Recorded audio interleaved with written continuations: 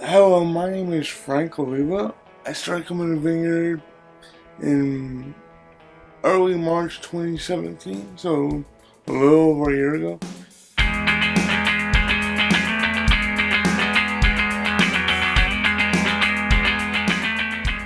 Basically, I lost my mom in the back half of 2014, um, and for about a year and a half after losing my mom, I just went on a drinking binge, so that I wouldn't have to think about the emotional pain that comes with that.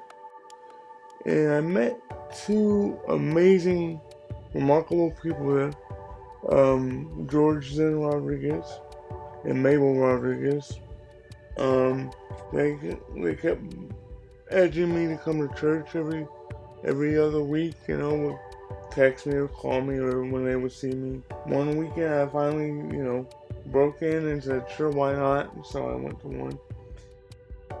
Started hearing about baptism and considering it. And I knew at that point that, that was something God was telling me, hey, it's your next step is baptism. Um, but initially, I kind of had a issue with it. In my mind, I had messed up so much, I had sinned so much. That list of sins goes on and on and on. And I just felt like no matter what I did to try to make amends for those things that I had done in my past, there was no way God was going to allow me into the gates of heaven once I leave this earth, or at least that was my feeling.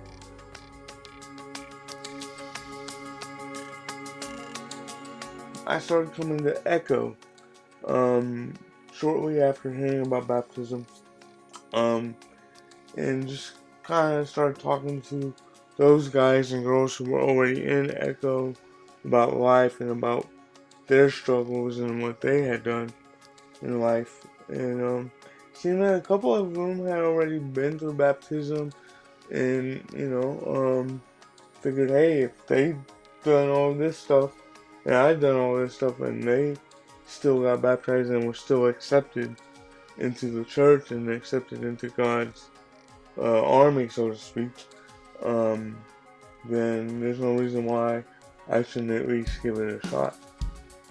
Finally I went into the water, came out with, open eyes. And when I say open eyes, I don't mean open human eyes, because we all have that.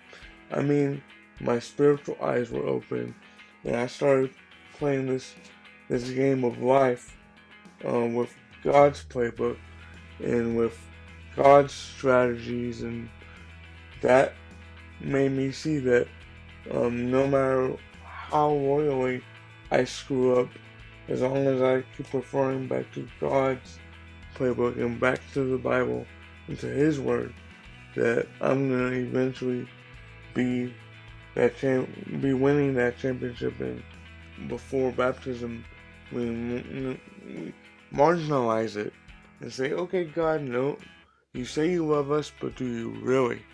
And after baptism, you say, "You love us, and now I know what that love is, so I'm gonna show it to the whole world."